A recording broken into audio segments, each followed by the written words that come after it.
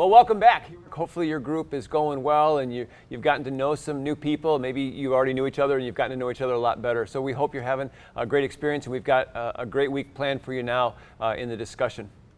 And like every time, we start with worship, because one of the things about worship, and especially musical worship, is it's a chance for us to tell God who He is and put this relationship in order. So won't you join us as our team leads us? As we come into this song, let's take this time to truly reflect, and let's sing about how good our Father is.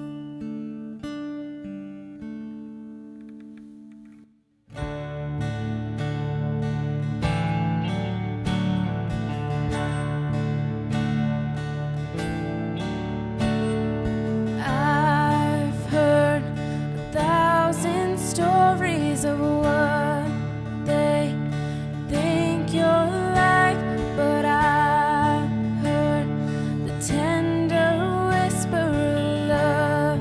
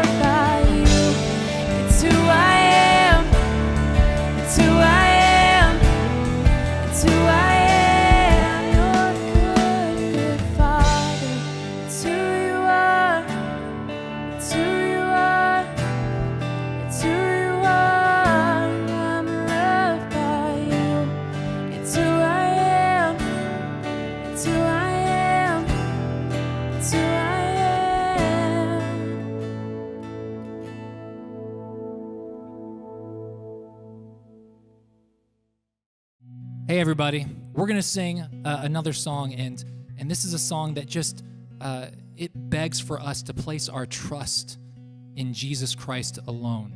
So let's do that as we sing this song.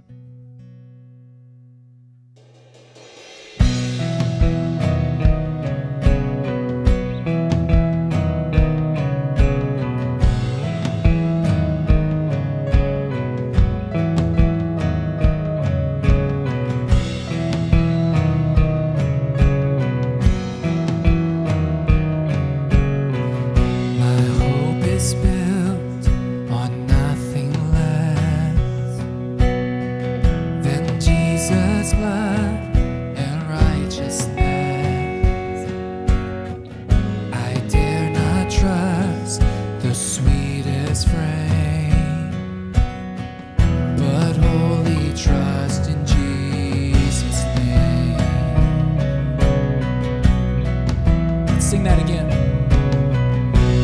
Hope is built on nothing less than Jesus' blood and righteousness. I dare not trust the sweetest frame, but wholly trust in Jesus' name.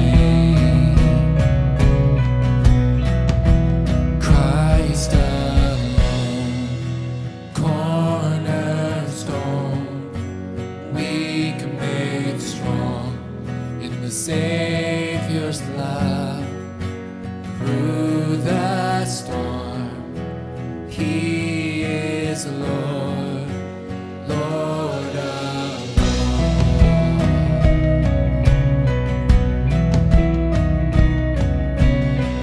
When darkness seems to hide His face, I'll rest on His unchanging grace.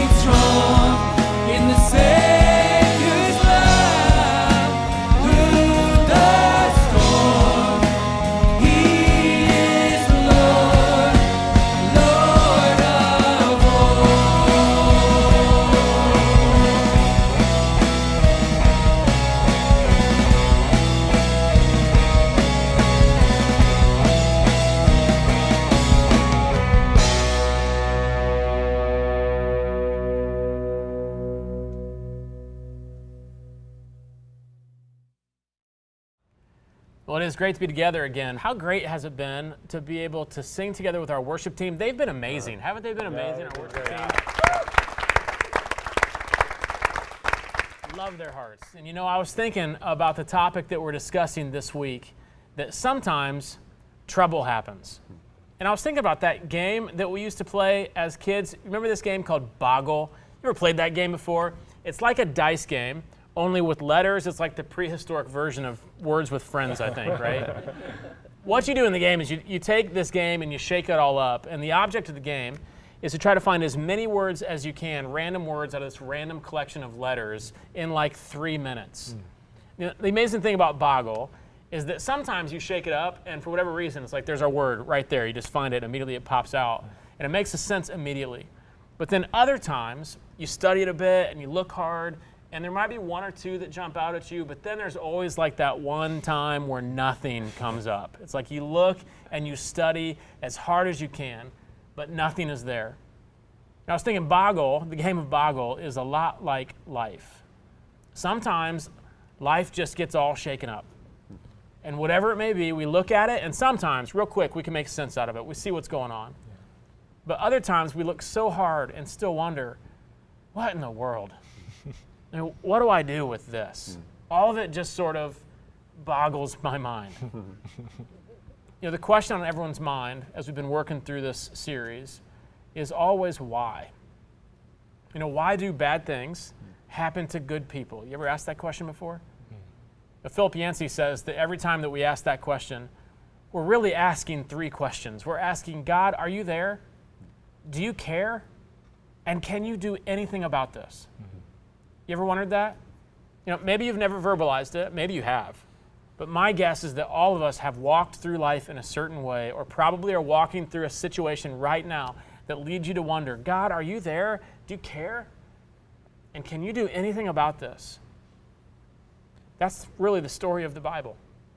People who have walked through life walked through really challenging, tough circumstances when stuff happened and wondered that out loud. And the story of the Bible then is this gracious Heavenly Father who pursues us with a passionate love, relentlessly pursuing us so that we could experience life with Him, so that we wouldn't be alone, because He does care. And since He's with us and since He's for us, we can trust that He will step into the middle of whatever life throws at us. See, here's the deal. Jesus said, we talked about this earlier in the series, in this world, you will have trouble. We're just hardwired, we are, for comfort. But Jesus never hid the fact that life isn't always easy. In fact, if you think about it, Jesus modeled just how difficult life can be. He also promised, though, that a life fully surrendered to Him wouldn't have to go at it alone, because Jesus continued that phrase. He says, in this world you will have trouble, but take heart, I have overcome the world. So it really does leave the question, what are we supposed to do when trouble happens? Yeah. It seems like there are some easy answers that we could give, but the hard ones are usually the best ones. And so the first one would be, first thing you cannot do when trouble comes is don't pull out of life. Look, none of us really want to experience pain. If you do, that's your thing, but none of us really want to experience pain. We're really all hardwired for comfort. So when we hurt, the first impulse we have is just to pull back and get into a shell and protect ourselves and don't involve ourselves in relationships or circumstances. But love by its very nature is risky. It really is. But when we withdraw, we're actually not safe. We're risking more. We're losing more. And that's why groups are such a big deal for us at Heartland. It's why it's such a value for us to build meaningful spiritual friendships, because we need those people to share that with us. Those people, those relationships in your life, people will be Jesus to you. I know it sounds weird, but they're the ones that are going to bring His presence and His Spirit to you. Josh, how does that work for you? How has that been in your life? Well, Pilar and I, about every Sunday afternoon, we get around a table with a group of friends like you guys are doing right now from here at Heartland, and we share life together and we pray for each other. And the cool thing is, over the last couple of years we've been doing this, we really carry each other's burdens. And we've just learned there are no other people that we would rather have in the boat with us when a storm comes than those people. They've just become our people. It's where we find unconditional acceptance. It's where we find uncommon wisdom. It's where we find complete confidentiality at times, and we're just grateful for that. I mean, it's the presence of something in our life that we could not imagine trying to follow Jesus without. Yeah. So number one, don't pull out of life. Second is don't transfer the pain.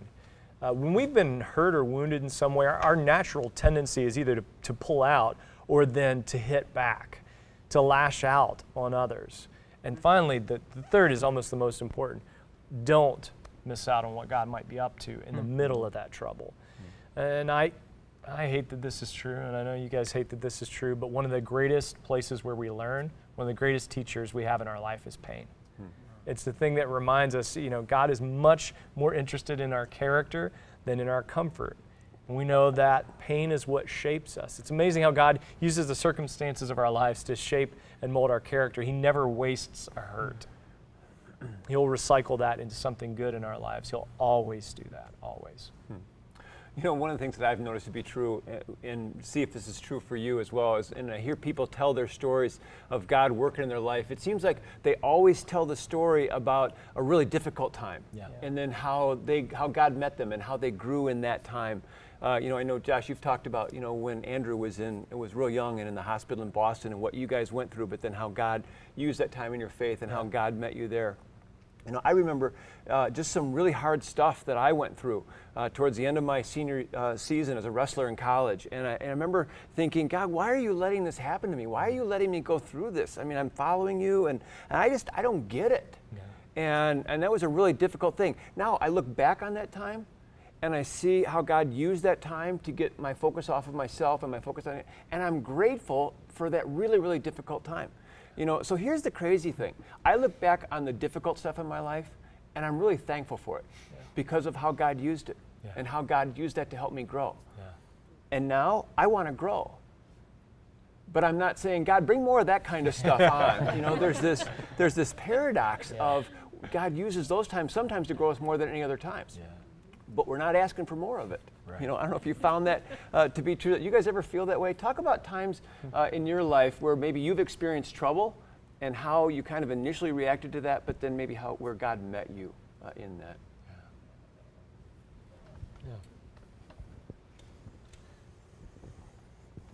So the past 3 years have been pretty tough in dealing with multiple deaths, upwards of 6 or 7, some due to them taking their own lives, some due to tragic car accidents, due to my grandma dying of Alzheimer's. And so it's been a season of death just being real. And I think part of that also comes along with being at the stage of life, with being a 20-something, and you get out of school, out of something you've known your whole life, and you're exposed to all of these different things, and just seeing how broken and fallen the world is.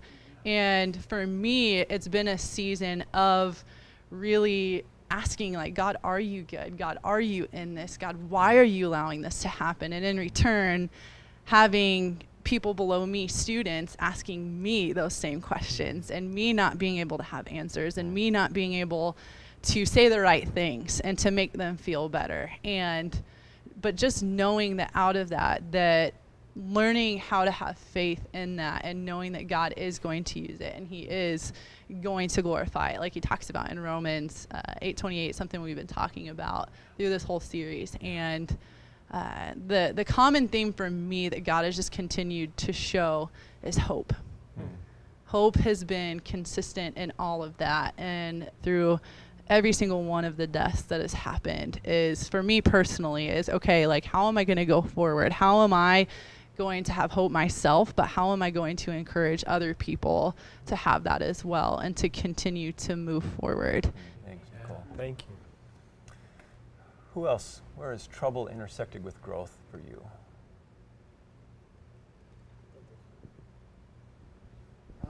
Well, I go back about 5 years, senior in college, and I'm student teaching at a high school. And I'm about 3 weeks out. On a Saturday afternoon, I get a call that I had been let go. So essentially, I failed student teaching. And my brother's a teacher, my dad's a teacher. And so here I thought I was going down this career path, and stuck wondering, why couldn't I have failed earlier after I spent my parents' money? And I'm this far along.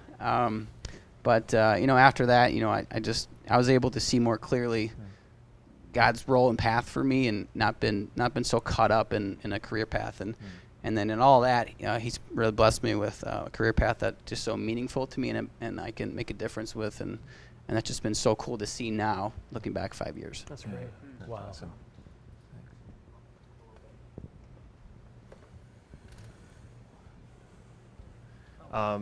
I just started a new job back in January, this past January, and it's a pretty professional environment. I'm the youngest person there, which is kind of scary.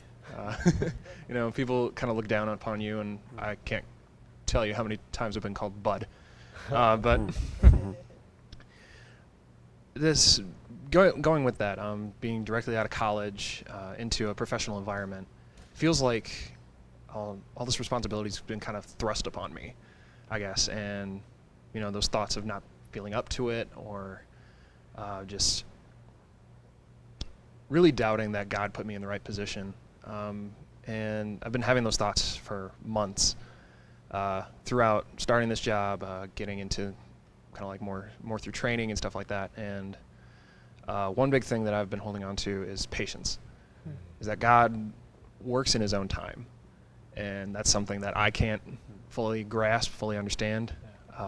And patience is definitely, people always say patience is a virtue.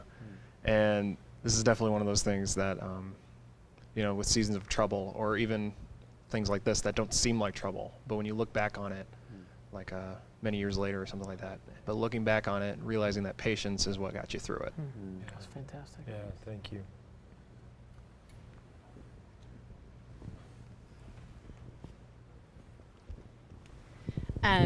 Growing up, I came from a family of 4 girls, and as is natural with many siblings, sometimes there's some competition.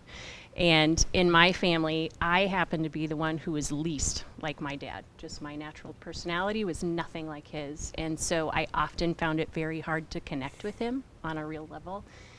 And I had opportunities growing up, but I would always exit. I'm like, this is too painful, too messy. So fast forward 20 some years later, my dad has an accident, and it's a traumatic brain injury. And as many of you might know, when you deal with someone with Alzheimer's or any sort of brain injury, like, there are significant pieces of their memory that are gone.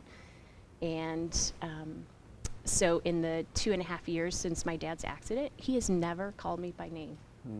Like, my dad's not in a place where I can have that discussion with him, and this is my moment to give him grace and to let God heal that place within me, and that I know that Jesus knows my name, and that there are ways that I can love and show grace to my dad. I think that trouble is something that comes in waves. Trouble for me is something that I'm focusing on the negatives in my life. I think back on my whole life so far, and I don't think that my birthday is the landmark every year. I don't think Christmas is the landmark every year. I think my dad's death is the landmark every year. I think that the day he was diagnosed with cancer is the landmark every year. And so I focus on the pinnacle moments where I became aware of trouble in a really significant way that I never could have possibly understood before it actually happened to me. And so these waves of trouble have become something in my life that I focus on and allow to manipulate how I view not only myself but also the world. And so every day I have to wake up and I think, all right, so these people aren't in my life anymore, or I'm struggling with being selfish because I'm having a pity party because this person isn't here, or because I can't handle X, Y, or Z situation the way that I feel like I should be, or I'm not hitting this expectation, or maybe I need to drop my bar back down, or whatever it is, career, family, relationships, friendships, whatever. These waves of trouble are something that every day I wake up and I have to think about, and I have to try to choose hope every day in the midst of all the darkness and all the trouble. Yeah. Wow, that's really good. That's good. Thanks, Kayla. In college, I met a lot of great friends, and God really blessed me with that. And I've always been nervous about what people think of me, and that leads to a lot of problems. I mean, anxiety, depression, all sorts of stuff. And one of my friends from school, Kyle, he and I would battle the same things. We battled the same struggles, and we really related on that. And that was really cool because he was Mr. Confident and I was not, but we both kind of had that thing together. So fast forward after college, we graduate, and he becomes a pastor, and then I go off to the Dominican and do other stuff, and he actually went through a really hard time in his life. He did all those things that he shouldn't have. He pulled away. He did all those things, and we all tried to reach him, and we tried to reach him, and we tried to reach him, and eventually he started slapping at us and getting mad at us, and then eventually this February he did take his life. And that's the first time, going back to what Nicole said, I've ever had to deal with death of any close person in my life. And a lot of emotions come through that. You have the emotion of, it was my fault, I should have done something more. You have the emotion of anger. Why would he do that? Didn't he know how much he meant to all of us? Just confusion. Why would God let this happen? Why? How? Just how? But in that moment of finding that out, his whole friend group was just instantly just a wave of impact. And I know sometimes those are the times you just really need to trust that the Lord has something for you. I've never felt him closer than the day that Kyle died. And I know that sounds really weird, but he just met us right where we were, and never felt such a dad peace hug of peace ever in my life. Wow. So Wow. Awesome. Thanks for sharing that. Trouble happens for every single one of us. And if there's anything we've learned in this session, it's that when it comes, and it'll come, don't pull away. Don't transfer that pain. Keep yourself open to what God may be trying to shape and do in you in the midst of it. I'm really thankful for the vulnerability of this crew and sharing their stories. And I hope, as we send it back into the groups now, that you can just kind of build on that momentum and just be vulnerable with one another, honest, authentic, open to how God may be moving in you, working in your life in the midst of what might be a very troubling circumstance. Hope you have a great session together.